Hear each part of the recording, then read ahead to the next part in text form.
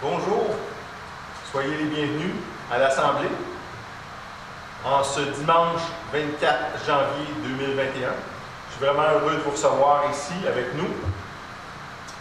Et ce matin, on a beaucoup de choses, on a beaucoup de matériel à survoler, beaucoup de connaissances à acquérir. Donc, si vous le voulez bien, je commencerai immédiatement avec les déclarations habituelles, les déclarations qu'on fait à toutes les semaines. Donc, si vous le voulez bien avec moi, on va déclarer d'une seule voix, d'un seul cœur, ensemble, pour que, par l'Esprit, les choses qu'on va déclarer dans le surnaturel se concrétisent dans le naturel avec nous, éventuellement. Donc, on commence immédiatement.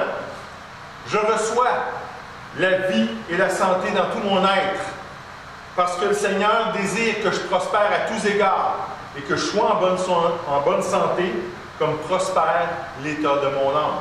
Amen.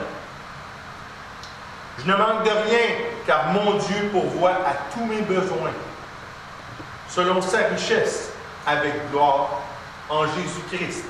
Amen. Je suis juste, parce que Jésus s'est fait pécher pour nous, afin que nous devenions en lui justice de Dieu. Amen. Je suis fils du Dieu vivant, car tous ceux qui sont conduits par l'Esprit de Dieu sont fils de Dieu. Amen. Je remplis les fonctions d'ambassadeur pour Christ, parce que par nous, Dieu exhorte les hommes à se réconcilier avec lui. Amen. Je suis une nouvelle créature,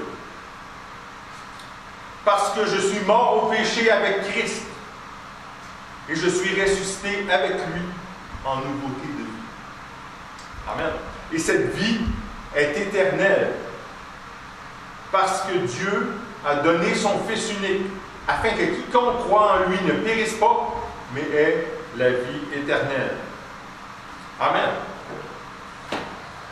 Pour terminer, Esprit Saint de Dieu, je suis Yann Duhamel de l'Église L'Assemblée, située à Sherbrooke, au Québec. Et je te déclare que je suis intéressé à connaître aujourd'hui ta direction pour ma vie, dans le plan parfait de mon Père qui est dans les cieux. Amen. Amen. Alléluia et Amen. Amen. Que Dieu reçoive toute la gloire. Seigneur Père, mon Dieu, je me présente devant toi aujourd'hui, dans toute ta grâce, Seigneur.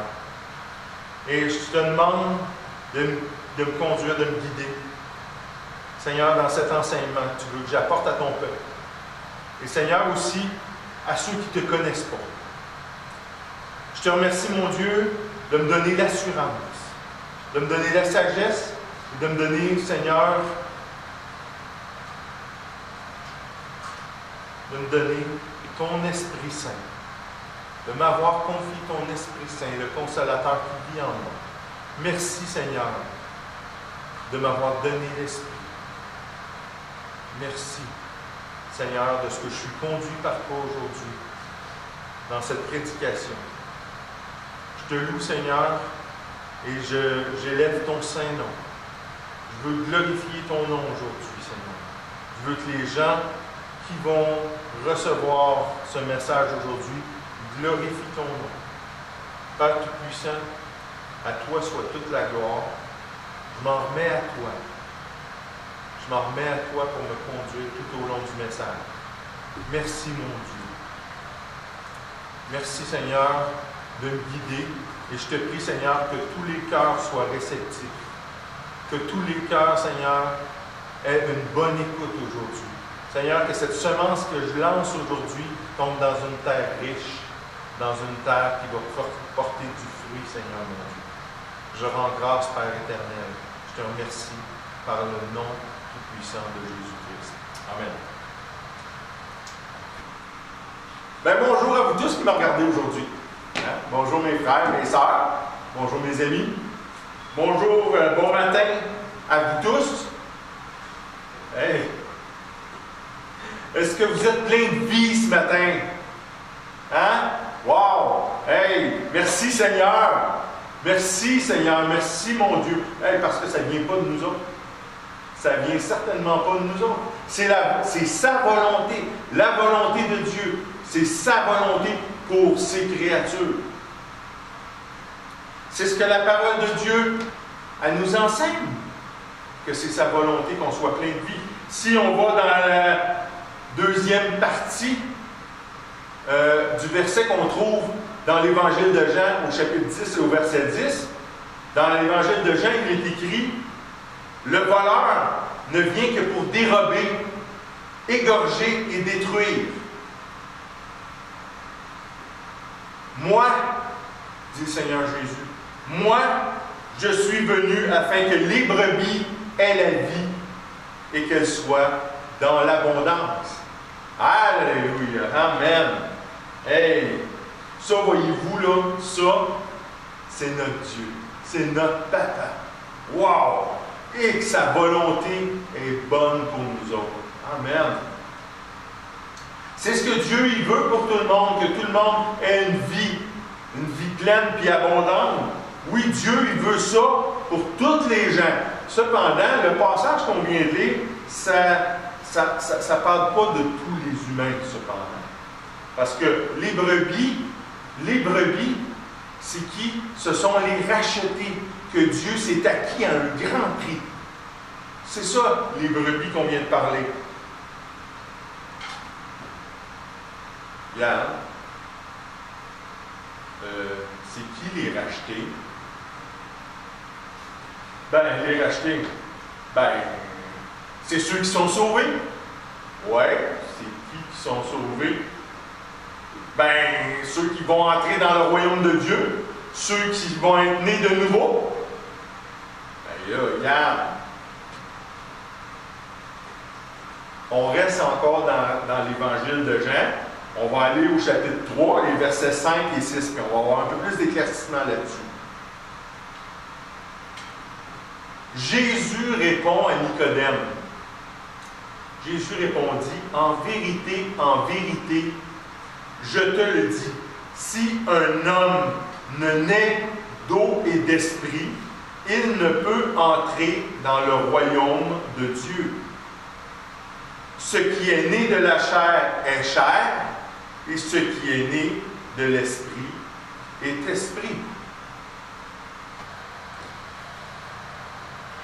Mais Yann, tu parles d'être sauvé. Sauvé de quoi? Je suis en danger? Mon ami, si tu n'es pas sauvé, oui, tu es en danger. Mais en danger de quoi? Je ne vais pas te parler selon mes propres pensées. Je ne vais pas te parler selon ma propre intelligence, OK? C'est bien important que tu comprennes ça. Je vais te parler selon la Bible, qui est la parole de Dieu.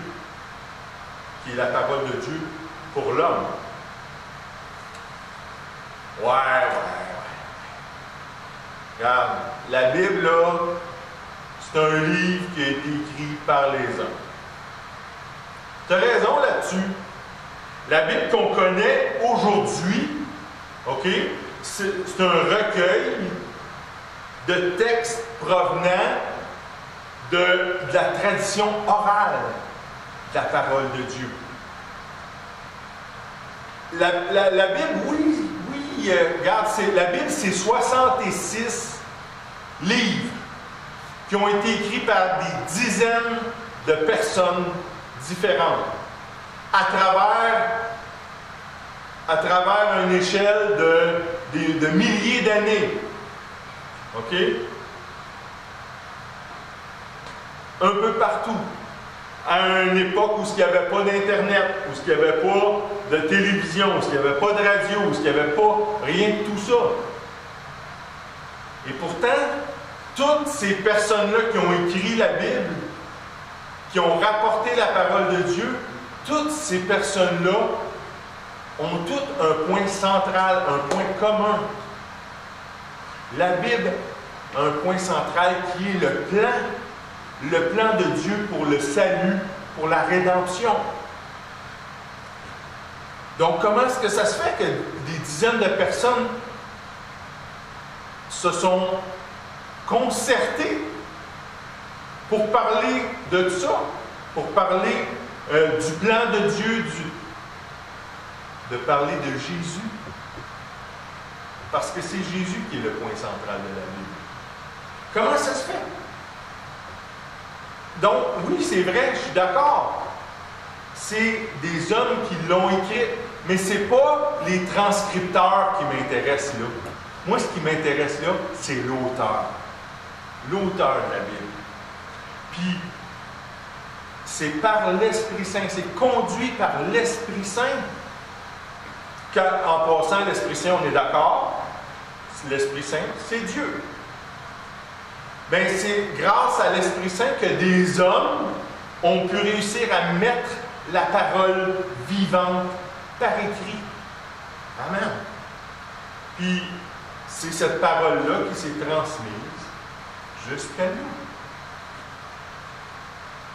C'est donc la Bible, la parole écrite, le Logos.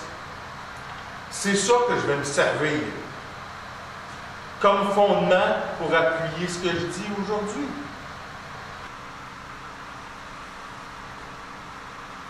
Comprenons bien que c'est sur ces bases-là,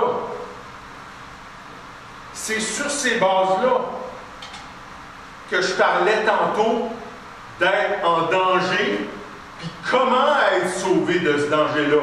C'est sur la base de la Bible que je disais ça. Et si on revenait à ce que je disais, OK?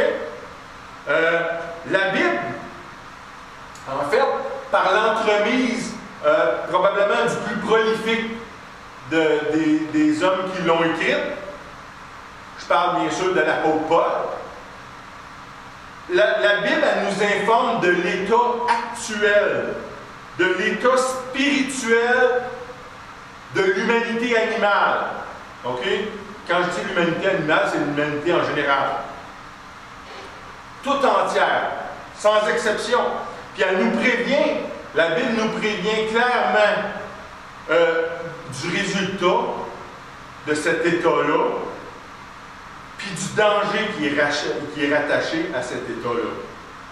Puis si vous vous souvenez bien, dans le texte qu'on vient de lire, Jésus a clairement spécifié que quiconque qui ne sera pas passé par la nouvelle naissance, OK, être né de nouveau, ne pourra pas faire partie du royaume de Dieu. Puis, écoutez, il n'y a pas 56 000 royaumes. Il n'y a pas 56 000 façons d'entrer dans l'éternité. L'éternité, ça se passe de deux façons. Juste deux façons. La première façon, c'est de vivre une vie spirituelle, une vie éternelle, sainte, puis abondante. Puis abondante dans la présence du Dieu qui a tout créé, du Dieu créateur, dans son royaume, qui est le ciel ou le paradis, appelez ça comme vous voulez. Ça, c'est la première façon. L'autre façon de passer l'éternité, c'est la damnation. C'est une mort éternelle, séparé, loin de la face de Dieu, puis dans un tourment continu et perpétuel. Appelez ça l'enfer, la GM, le lac de feu, appelez ça comme vous voulez. L'état actuel de l'humanité à la naissance, OK? Ça veut dire que quand un homme ou une femme naît dans le naturel, là, il y a une naissance, ce que Paul nous dit de ça, c'est que Paul, on va retrouver ce qu'il dit de ça dans deux passages différents, deux passages distincts, mais qui se complètent parfaitement. On va commencer par aller dans le livre de Paul, la lettre de Paul aux Romains, au chapitre 3, puis le verset 23. Donc, Paul nous dit, dans ce verset-là, Paul, il nous parle qui sont en danger. C'est qui sont en danger? On a dit qu'il y avait des gens qui étaient en danger. Paul il nous dit qui? En Romains, chapitre 3, verset 23. Car tous ont péché et sont privés de la gloire de Dieu. Qui donc? Tous! Tous! Tous! Pas une couple de malchanceux que le nom est sorti du chapeau. Pas des milliers, voire même des millions de personnes méchantes, OK? Des personnes méchantes, là, ça c'est ce que la religion elle nous enseigne. Parce qu'il y a des bonnes personnes, il y a des mauvaises personnes. Et les mauvaises personnes, eux autres, ils vont pas au ciel. Ça c'est ce que la religion... En fait, c'est ce que toutes les religions, partout dans le monde, enseignent. Si tu veux atteindre l'état supérieur, l'état ultime, il faut que tu sois une bonne personne. Mais je ne parle même pas des méchantes personnes qui sont en danger. Non, la parole de Dieu a dit tous les humains, depuis le début, depuis la création, tous ont péché. Tous ont été porteurs du péché. Du plus grand bienfaiteur au plus vil de tous les criminels, tous sont coupables de porter le germe du mal et de porter la semence du péché en eux. Ça fait quoi ça d'être coupable, Yann? Ça fait quoi de porter la semence du péché en nous autres? Bien, c'est encore Paul qui nous révèle dans son deuxième passage dont je vous ai parlé. On reste dans la lettre aux Romains, on s'en va au chapitre 6, au verset 23, puis on va savoir exactement qu'est-ce que ça fait d'être coupable. Car le salaire du péché, c'est la mort. Mais le don gratuit de Dieu, c'est la vie éternelle en Jésus-Christ, notre Seigneur. Fait que qu'est-ce que ça fait? C'est quoi? Quand on est en danger, c'est quoi? Qu'est-ce qui est le résultat d'être coupable de porter le péché? Bien, le salaire du péché, comme le dit Paul, c'est la mort. Puis la mort que je parle là, c'est pas la mort à la fin de tes jours, où ce qu'on va te mettre dans une boîte, tes amis vont passer devant. Non. On parle d'une mort spirituelle. Comme j'ai parlé tantôt, j'ai parlé qu'il y avait deux places qu'on pouvait vivre l'éternité. Dans le deuxième endroit, la mort spirituelle, où tu es torturé, pour l'éternité.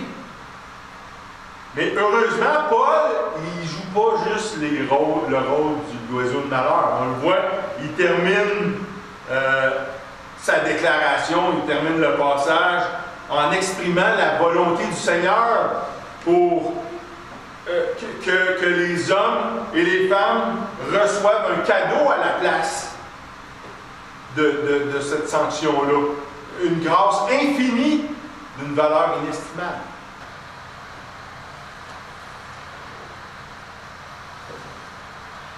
Je vais vous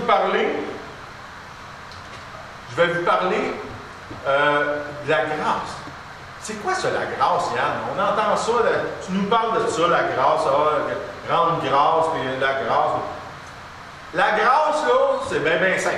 Il y en a qui mettent ça compliqué, moi, je vais vous mettre ça bien simple. La grâce, c'est quelque chose, OK, qui nous est donné. Okay? Soit un don, un cadeau, une faveur, peu importe. C'est quelque chose qui nous est donné sans qu'on l'ait mérité. OK? En fait, on ne la méritait pas pantoute. Si je reviens à l'exemple qu'on vient de voir avec ce que Paul nous a dit, c'est quoi qu'on mérite? Tous. Qu'est-ce que tout le monde mérite? La mort.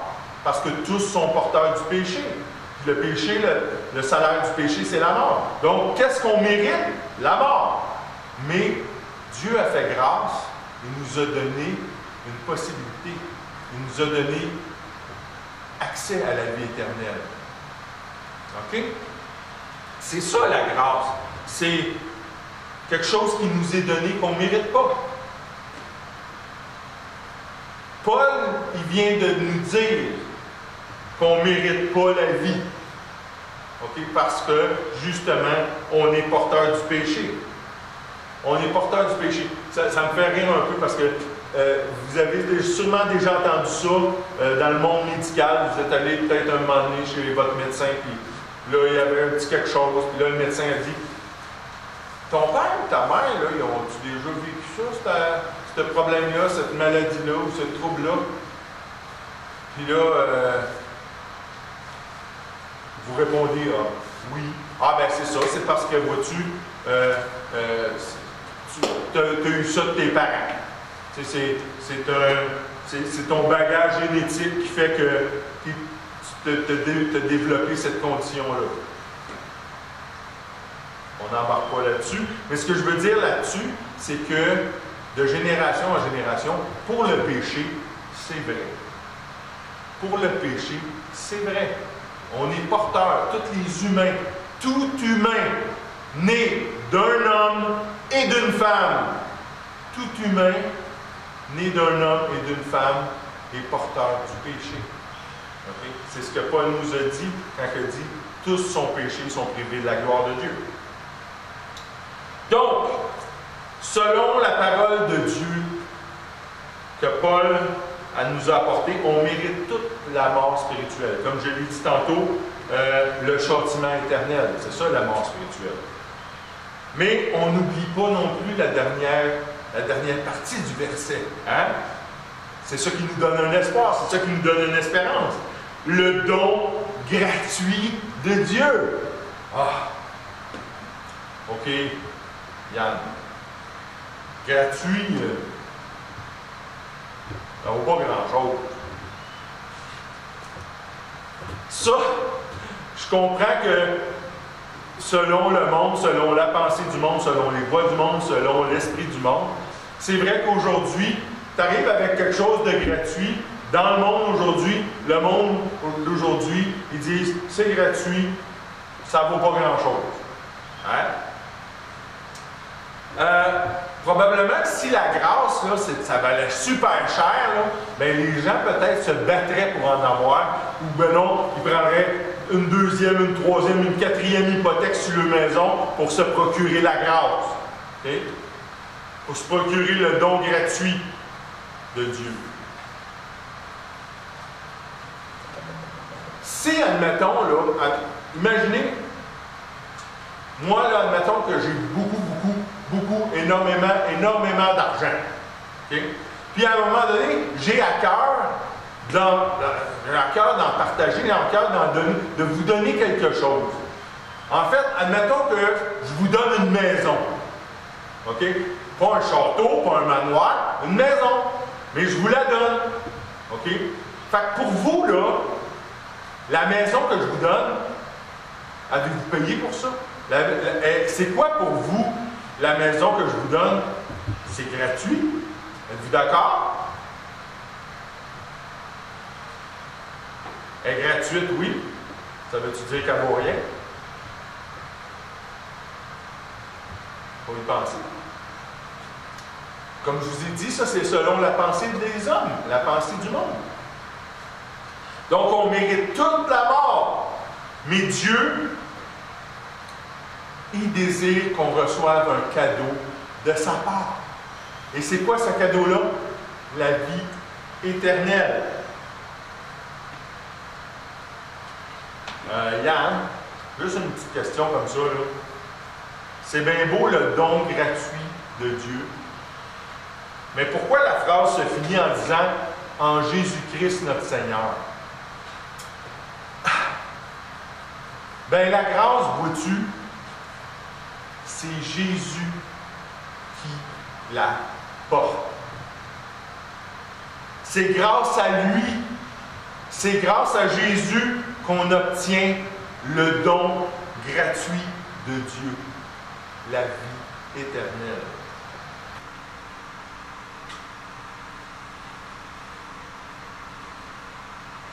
Fait qu'à venir à date, est-ce que tu me suis? Hein? À date, on a vu que Tout le monde devrait en théorie mourir en esprit. OK? Ton esprit, c'est ça. Mourir en esprit, ça veut dire que ton esprit, il n'existe plus pour Dieu. OK? Tu es séparé complètement de lui, de son plan et de sa volonté pour ton bien-être personnel. Ce qui en résulte que tu te ramasses à être torturé, abusé, brûlé, puis ça recommence jour après jour après jour pour l'éternité. Dieu a créé ça, mais il est bien méchant.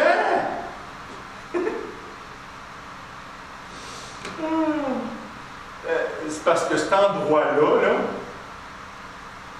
ça n'a pas été créé pour l'homme. L'homme ne devait pas se ramasser là.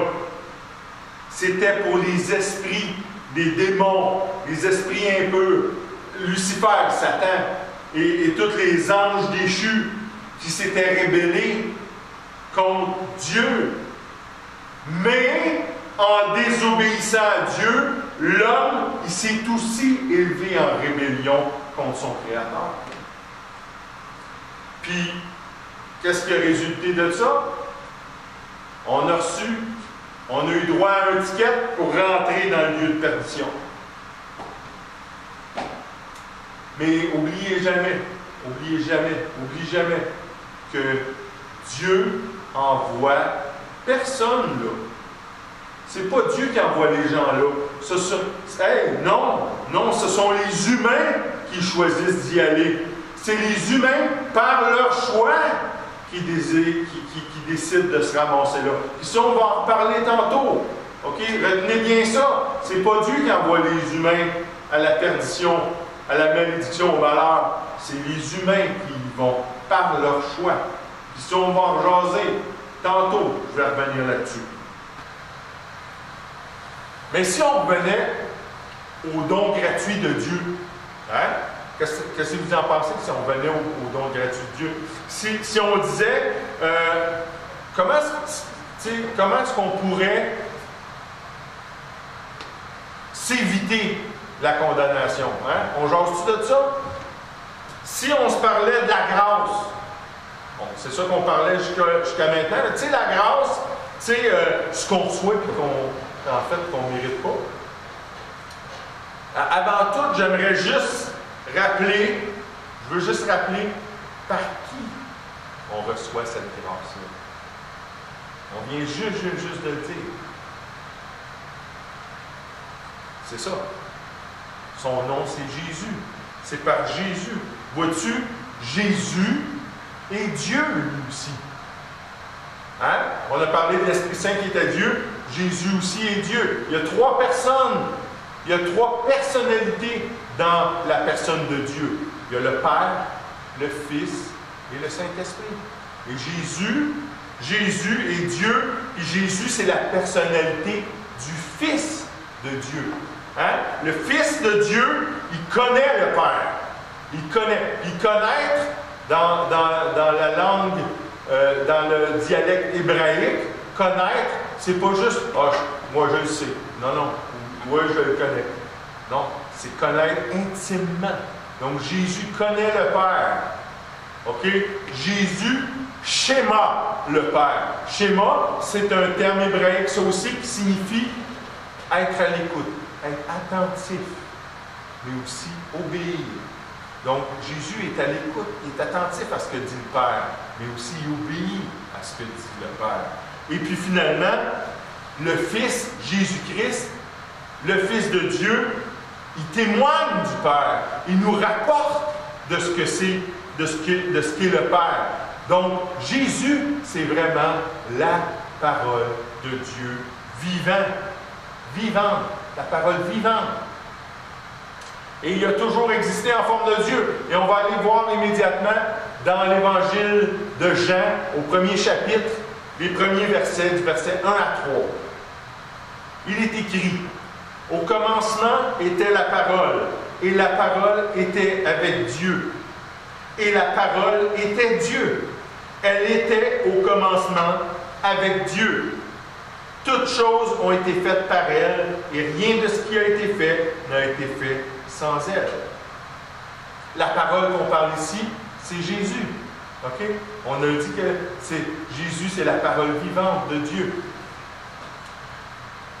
Puis, mais Jésus est Dieu. Dans le texte qu'on vient de voir, il était avec Dieu, puis il était Dieu. Et puis, à la demande de son Père, à un moment donné, il s'est défait. Il s'est défait de sa gloire divine.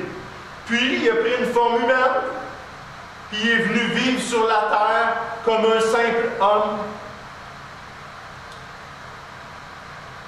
Il a vécu selon nos réalités terrestres. Puis, vers la fin de son périple, ici-bas, il s'est offert lui-même en sacrifice. Puis son sang a coulé pour ôter complètement le péché qui pesait sur l'humanité. Et le terme qui est utilisé pour ôter, c'est le terme grec aéro. Aéro, A-I-R-O, qui signifie enlever, soulever, transporter, porter, supporter. Donc vraiment, c'est toutes ces choses-là que Jésus a fait. Son sang coulé pour ôter le péché qui pesait sur l'humanité. Donc, il a supporté ce poids-là. Ça veut aussi dire déplacer, s'approprier.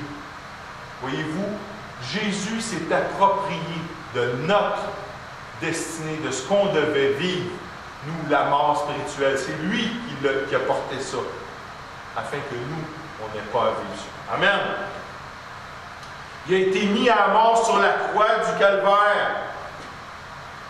Il a été mis à mort. Puis après 3 jours, il a été ressuscité de parmi les morts, de parmi le séjour des morts. Puis il est vivant. Il est vivant. Encore aujourd'hui, il est vivant. Puis il est assis. Il est assis à la droite triomphante du Père, dans les lieux célestes, au ciel, au paradis, comme on l'a dit tantôt, selon ce que vous dites, ce que vous voulez dire. C'est lui, comme je viens de le dire, qui a reçu la condamnation que nous autres, on aurait dû avoir. C'est lui qui a eu ça. C'est lui qui a payé la rançon qui avait été placée, qui avait été mise sur notre vie. C'est lui qui a pris sur lui-même, on vient de le dire, tout le poids du péché qui était sur notre existence. Au calvaire, Jésus a pris la punition de Yann, de Éric, de Lucie, de Fred, de Annie, bref, de chacun et chacune, de tous les humains, à travers la création, à travers les âges. Tu peux dire ça aujourd'hui, Jésus a donné sa vie surnaturelle, sa vie spirituelle. Jésus a donné sa vie pour payer pour la mienne, ma vie spirituelle, ma vie éternelle. Jésus a donné sa vie spirituelle pour payer que moi j'ai une vie éternelle.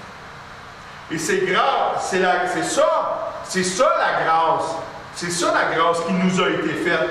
Jésus, il nous a procuré un accès à la vie éternelle. Alors que notre destinée, c'était quoi? C'était de mourir spirituellement.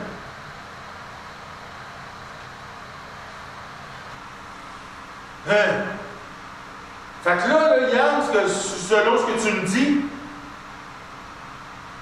à cause de Jésus, je suis sauvé. Pas tout à fait, OK? Pas encore. Tu as remarqué que j'ai dit que Jésus, il nous a procuré un accès. Ce que je veux dire par là, c'est que le chemin est ouvert, le chemin existe. Maintenant, Le chemin il existe. Comme on dit en bon québécois, la traîne est tapée. OK? Jésus lui dit lui-même, dans l'Évangile de Jean, au chapitre 14, les versets 6, Jésus lui dit, « Je suis le chemin, la vérité et la vie. Nul ne vient au Père que par moi. » Amen. Je suis le chemin, la vérité et la vie. Je suis le chemin. Jésus est le chemin. Je sais que j'ai déjà raconté cette histoire-là, mais ça illustre vraiment bien que Jésus, c'est le chemin, c'est la seule façon d'avoir accès au Père, d'être réconcilié avec le Père, de ne plus être condamné. Okay? Ma femme, Rachel, c'est une personne, je l'aime beaucoup, c'est une personne qui est très attachante, qui est très sociable, qui a un beau sourire, qui a une belle attitude, qui est toujours positive, souvent, toi. Mais Rachel, là, admettons qu'il y a un inconnu, absolument inconnu de Rachel, il arrive chez nous, et puis il rentre chez nous, il monte l'escalier, puis là, Rachel est en train de préparer à manger dans la cuisine. Il monte l'escalier, puis il arrive dans la cuisine, puis là, il arrive, puis il crie à Rachel, « Hey, bonjour Rachel, qu'est-ce qu'on mange pour souper? » Rachel va se retourner, puis toute sociable, puis toute gentille, puis toute fine, puis toute avenante, autant qu'elle peut l'être, ça reste quand même que c'est un inconnu, ça, là. Puis il y a des grosses chances qu'elle pogne son cellulaire, puis qu'elle fasse le 911, puis qu'elle colle, elle appelle la police. OK? Bien, c'est un peu la même chose pour le Père. Si je reprends la même histoire, un inconnu qui arrive chez nous, il rouvre la porte, il monte l'escalier, il arrive devant Rachel, puis il dit « Hey, Rachel, bonjour, comment ça va? Qu'est-ce qu'on mange pour souper? » Et Rachel se retourne, puis elle me voit, moi, avec mon bras autour de l'inconnu, autour des épaules de l'inconnu. Là, elle va comprendre que c'est quelqu'un qui est connu, qu'elle n'a pas à avoir peur du fait que c'est un parfait inconnu. Okay? C'est la même chose pour notre relation, nous, avec le Père, à travers Jésus-Christ. Si on arrive devant le Père tout seul, comme ça, nous autres, tout seuls, non. On ne peut pas. Ça se peut juste pas. Mais par Jésus, c'est par Jésus, comme il le dit, « Je suis le chemin, la vérité et la vie. Nul ne vient au Père que par moi. » C'est ça que ça voulait dire. C'est pour ça que Jésus a dit « Nul ne vient au Père que par moi. » C'est bien beau que le chemin, il soit là, comme j'ai dit tantôt. Mais il faut encore qu'on l'emprunte, ce chemin-là. Il faut d'abord qu'on croie, OK, que c'est pour nous autres, spécifiquement pour nous autres, que Jésus a fait ça. Je parle de son œuvre au calvaire, ce qu'on a dit tantôt, qui est mort, que son sang a coulé pour nous autres. OK? C'est à ce moment-là que va se manifester le salut. La rédemption. C'est là qu'on peut naître de nouveau. Comme Jésus a déclaré à Nicodème, il a dit, il faut que tu naisses de nouveau pour entrer dans le royaume de Dieu. Comment est-ce qu'on sait qu'on est né de nouveau? Bien, parce qu'on s'est identifié à Jésus, à sa mise à mort, on a fait mourir notre ancienne existence. OK? Puis, avec Jésus, on revient à la vie, à une nouvelle vie, parce qu'on s'est identifié à lui de par sa résurrection. C'est comme ça qu'on sait qu'on est né de nouveau. C'est que, en laissant notre ancienne existence derrière nous, on s'est identifié à Jésus, à sa mort, puis en acceptant cette nouvelle existence-là dans laquelle on entre, cette nouvelle naissance-là, ben, on s'identifie avec Jésus ressuscité. Donc, nous aussi, on meurt. Nous aussi, on ressuscite. Amen!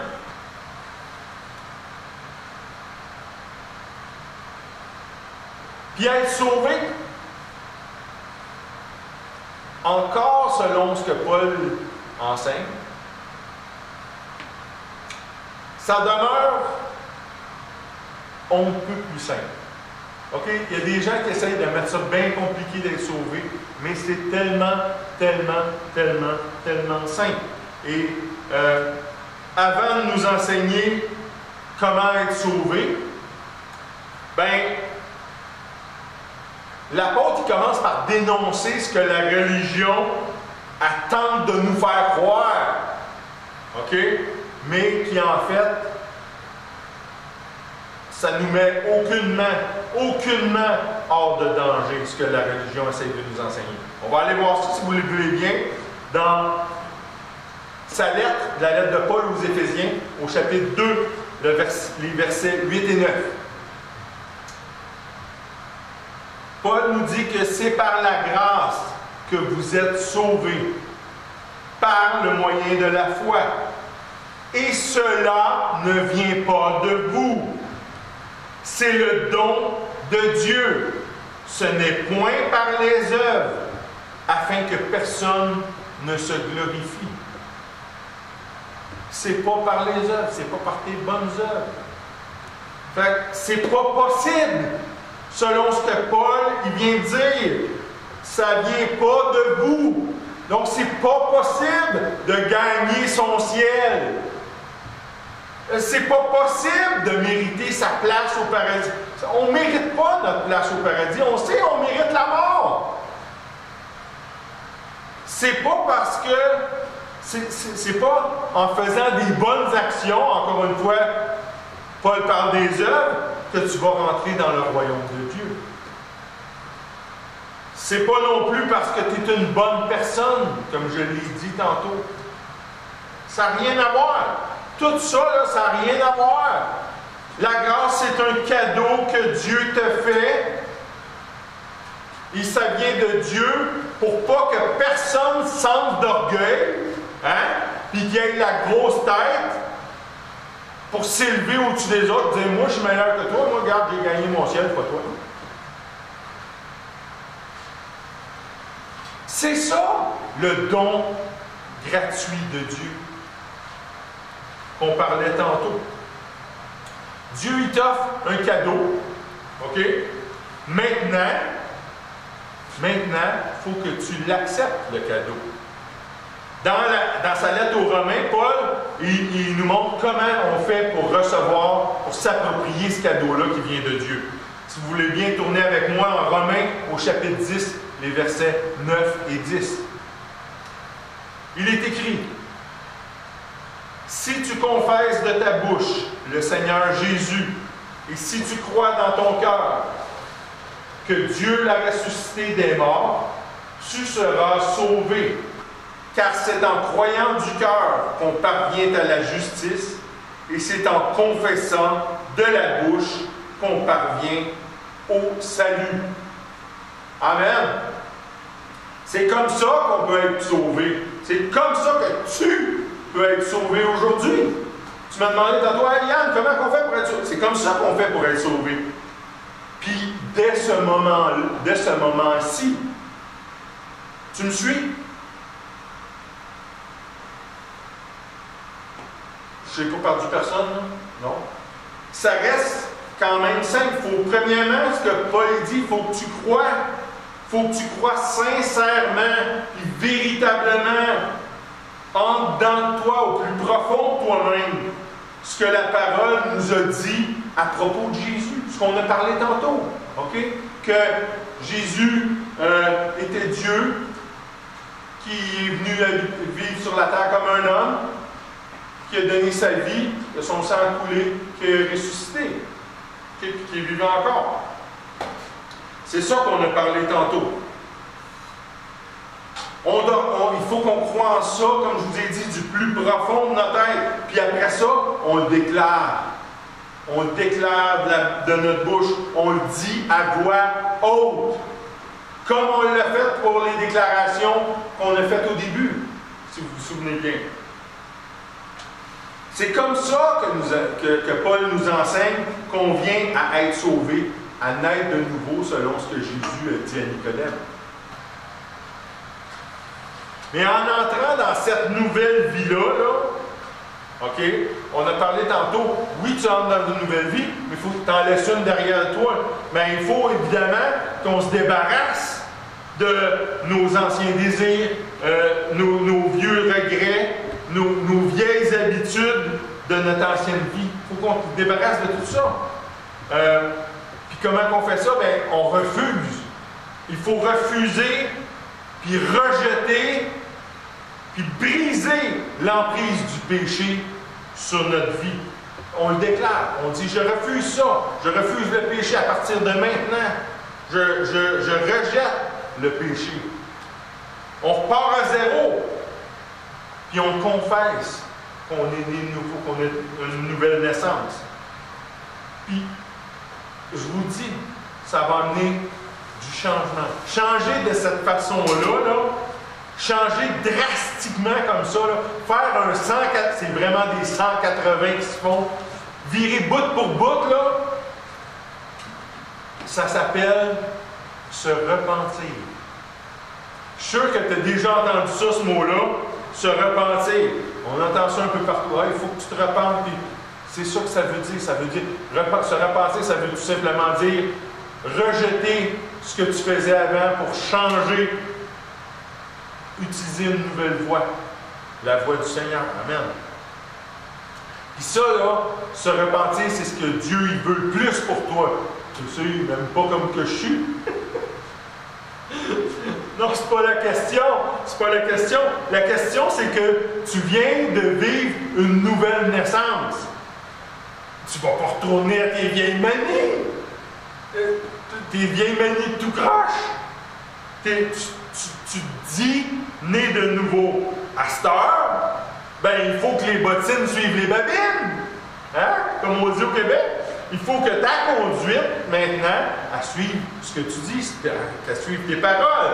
Puis, tu sais, quand tu vas te repentir, quand tu vas vivre une nouvelle naissance, il va y avoir plein de changements, comme j'ai parlé tantôt, plein de changements incroyables qui vont s'opérer en dedans de toi. Parce que la nouvelle naissance, ça part de l'intérieur. C'est un mouvement puissant qui part de l'intérieur et qui se manifeste à l'extérieur. Donc, oui, il y a des changements. Tu vois, ça va changer en dedans de toi. Ta conscience, ton esprit est renouvelé et puis ça va entraîner des changements à l'extérieur de toi. Peut-être que dans ton ancienne vie, tu étais aux prises avec des dépendances. Ben, si tu en es libéré comme ça aujourd'hui, ben, c'est parce que tu es une nouvelle créature. OK? Peut-être qu'avant, tu étais une personne colérique, OK? Qui sautait comme un bouchon à moindre petite chose. Ben, si aujourd'hui, tu es plus calme, plus posé, plus paisible, hey, c'est un changement qui a été opéré à ta nouvelle naissance. Toutes ces choses-là, ça va arriver parce que tu as cru. Parce que tu as confessé. OK? Confesser, c'est pas aller dans une petite boîte, au confessionnal, comme on parlait. Non. Confesser, ça veut juste dire parler à haute voix. Parce que tu as confessé, parce que tu as cru, et tu as confessé Jésus-Christ, parce que tu es sauvé. C'est tout à cause de ça que ces changements-là opèrent en toi. Tu vas vivre des transformations pour le mieux. C'est important de le dire. C'est pas pour le pire. Puis tu vas te sentir changé. Les gens autour de toi, ils vont voir. Ils vont voir quelque chose de nouveau en toi. Ils ne sauront pas c'est quoi. Toi, tu le sais, bien sûr, tu sais c'est quoi. Mais ils vont voir un changement, des transformations en toi. Une toute nouvelle personne. Un tout nouveau fils. Une toute nouvelle fille de Dieu. Amen. Et là-dessus, il faut que je te dise, par exemple, tu n'es plus un pécheur. Ça, je tiens à le dire parce que souvent on entend dans le corps de Christ, oh, je suis suis un pauvre pécheur.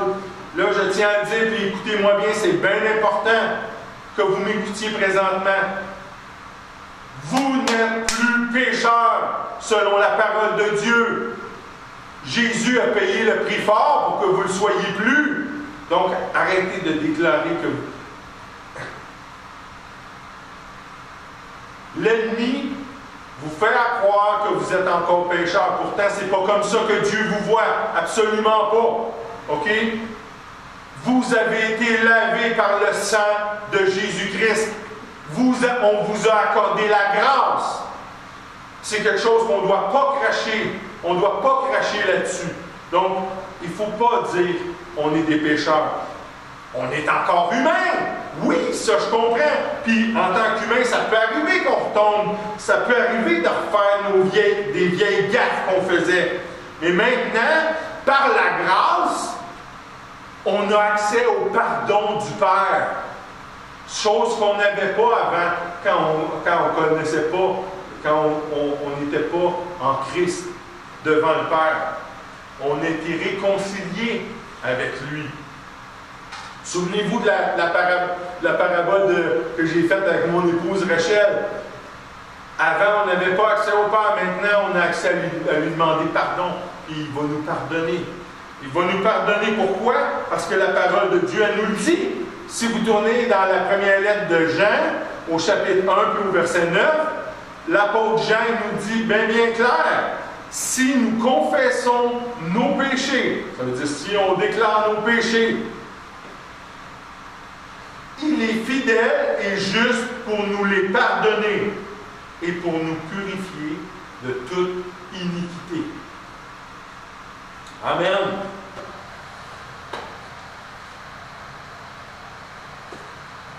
Tantôt, je t'ai parlé, j'ai dit, c'est pas Dieu qui envoie les gens vers la malédiction, vers le malheur éternel, vers la perdition. Vers l'enfer, c'est mieux. Que c'est les humains qui choisissent ça. C'est les humains par leur choix. Et,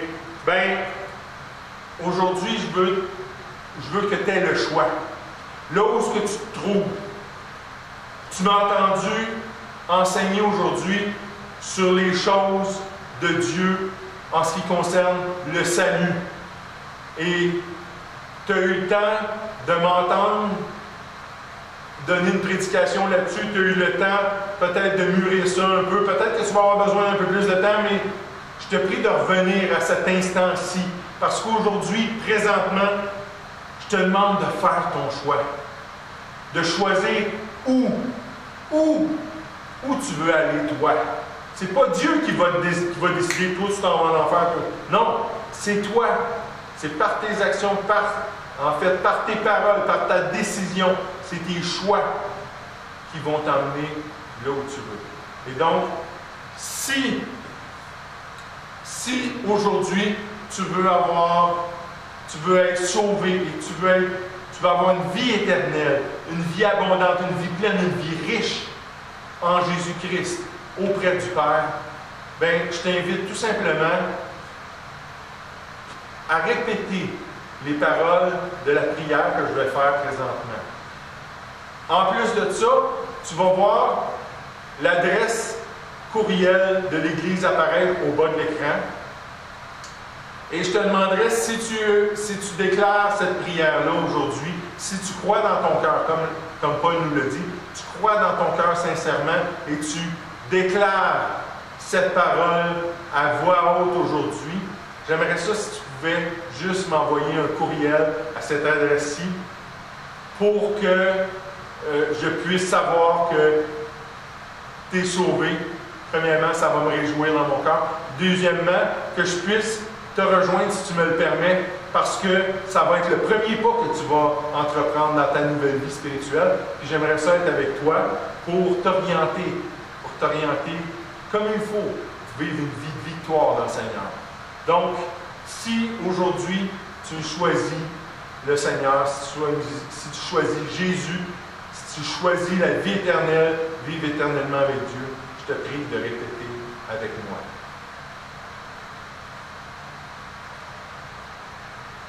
Mon Père qui est dans le ciel.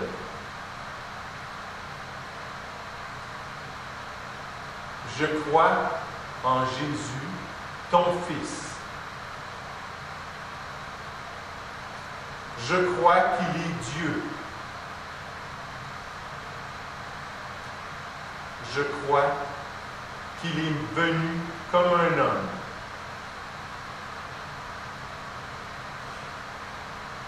Qu'il a marché sur la terre.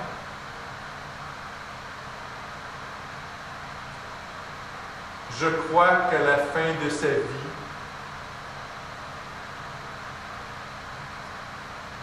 il s'est offert en sacrifice.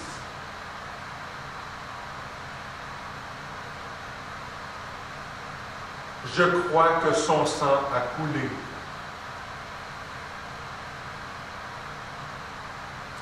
Pour ôter le péché de l'humanité.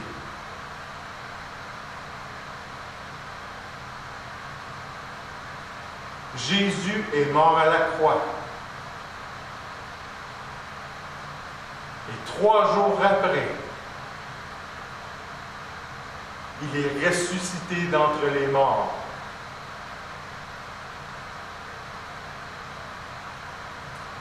Et il est toujours vivant aujourd'hui.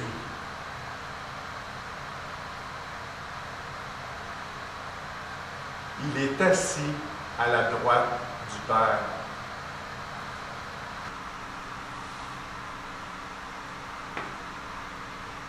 Je crois en toi, Jésus,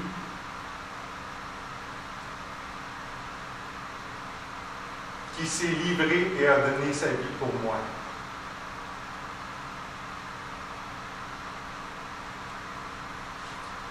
En ça, Jésus, tu es mon sauveur.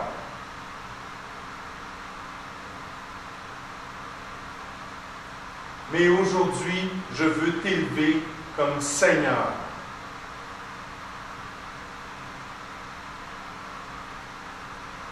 Au-dessus de toute chose dans ma vie.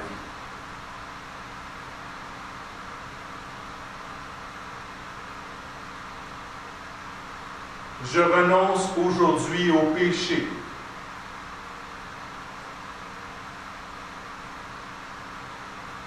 Et je brise l'emprise qu'il a sur ma vie.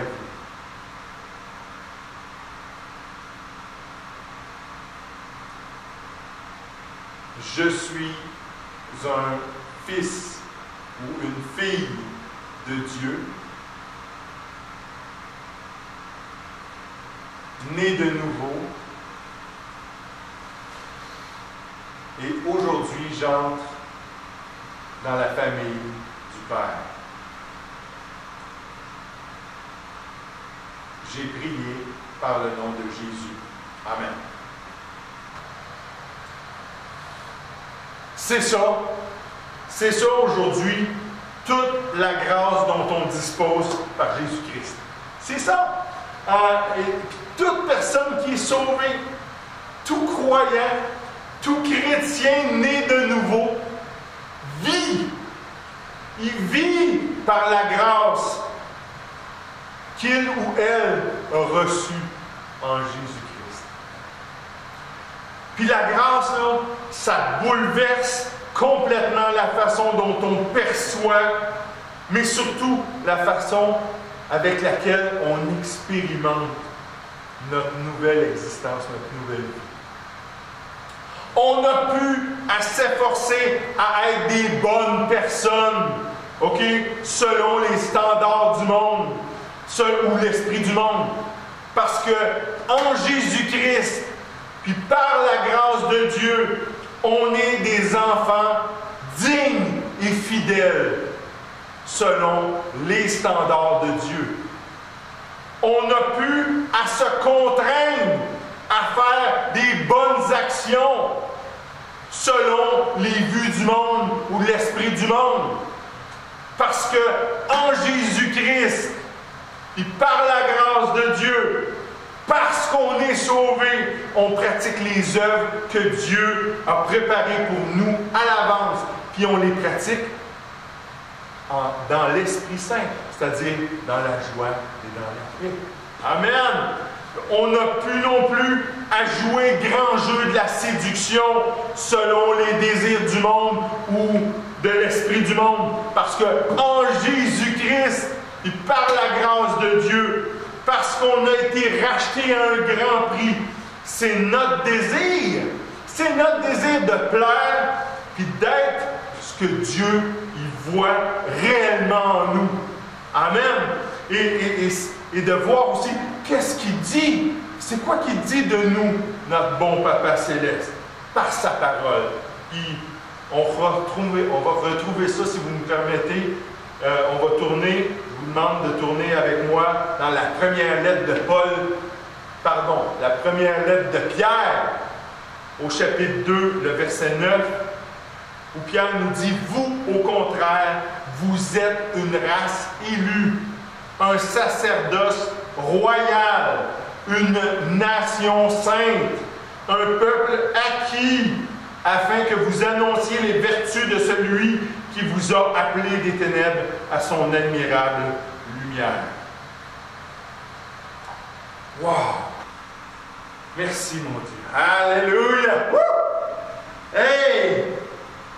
Ce sont toutes les choses que Dieu pense de nous. Vous savez, aujourd'hui, le monde, qu'est-ce que c'est? Le monde, présentement, c'est une cage dorée. Une belle cage en or. OK? Avec des coussins moelleux partout. Puis tout ce que les gens veulent aujourd'hui, toutes les commodités, tous les désirs, le luxe, le plaisir, la satisfaction qui est recherchée par le monde, c'est tout dans la cage. OK? Mais je vous dis, c'est une cage. Une cage, ça se referme. Et puis le temps arrive. Le temps arrive où la porte de la cage va se refermer. Vient le temps où croire dans ton cœur et confesser de ta bouche, ça va toujours ouvrir les portes du royaume de Dieu. Mais le monde, où ils vont te faire payer cette grâce-là au prix de ta vie. Parce que accepter Christ dans ces temps-là, ça va avoir encore les mêmes effets, le même effet de transformation qu'aujourd'hui. Mais dans le royaume des ténèbres qui va sévir sur la terre, à ce moment-là, ça va être impossible pour les enfants de Dieu de se conformer à la dictature diabolique. Incapable de se soumettre à Satan et à son antéchrist, les croyants qui vont être transportés par une conscience renouvelée, par un nouvel esprit en Jésus-Christ, ils vont devoir sceller leur foi, appuyer leur foi en Jésus-Christ par le don ultime, celui de leur vie terrestre. Et c'est important de comprendre qu'aujourd'hui, on n'a pas à faire ça. Aujourd'hui, on n'a pas à donner notre vie pour être sauvé aujourd'hui. On n'a qu'à venir à Christ comme on l'a fait tantôt.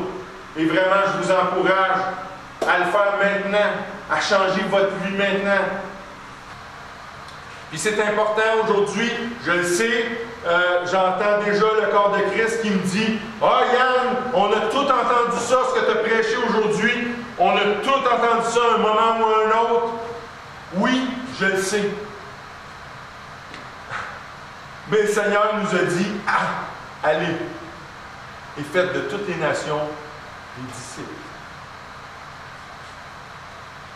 Donc, pour aller, il faut savoir de quoi on parle. C'est pour ça qu'aujourd'hui, je voulais entrer dans le détail, pour que vous compreniez, que vous sachiez bien c'est quoi d'être un messager de la bonne nouvelle de Christ. C'est quoi d'être un messager de l'Évangile de Christ, selon ce que Paul nous rapporte en 1 Corinthiens 15. Vraiment, je vous exhorte, mes frères et mes sœurs, à prendre conscience aussi de la grâce. Le Seigneur m'a dirigé par son Saint-Esprit. Il m'a dirigé vers le fait que, vous savez, dans les dernières semaines, on a parlé beaucoup de la fin des temps.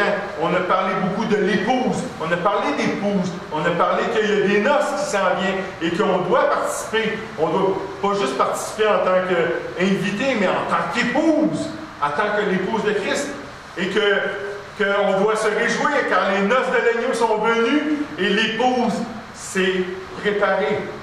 Et le Seigneur a mis fortement mon esprit que pour la préparation, c'est crucial, c'est primordial pour un croyant, pour un chrétien né de nouveau.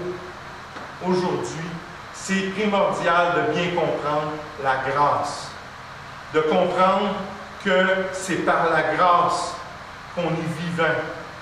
OK? C'est par la grâce qu'on doit comprendre qu'on est l'épouse de Christ.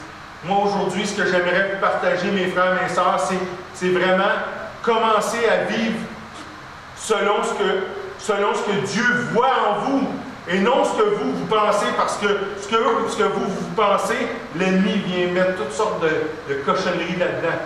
Et vraiment, selon ce que Dieu pense et voit en vous. N'oubliez pas que Dieu il vous voit à travers le sang de Jésus-Christ.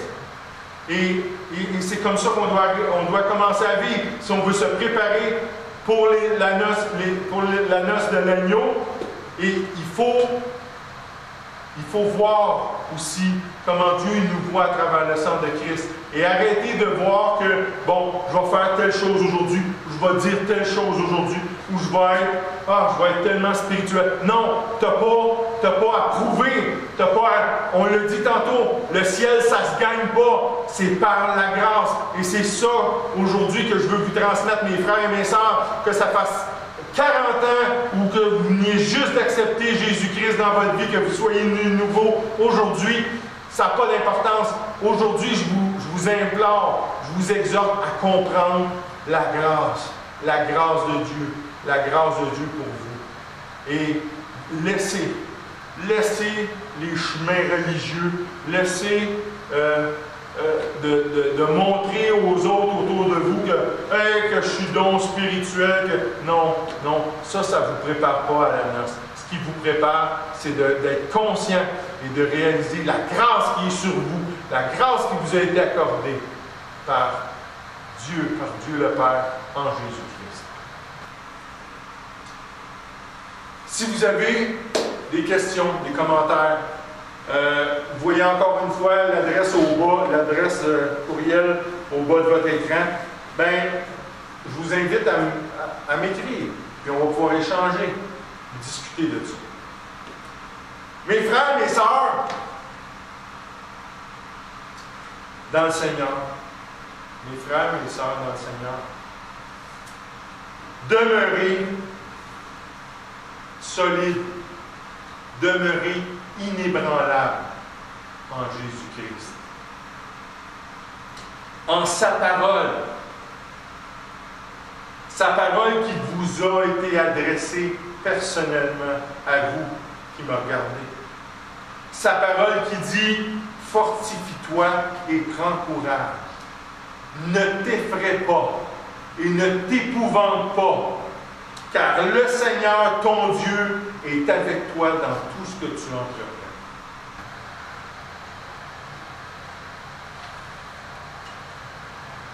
Je désire pour vous, c'est mon désir pour vous, que vous passiez une semaine excellente. Vraiment une semaine hors du commun en Jésus-Christ. Puis par sa grâce infinie, je vous rappelle de tenir ferme. Tenons ferme tous ensemble. Tenons ferme parce que, et puis levons notre tête parce que notre rédemption est proche. C'est proche. Alléluia.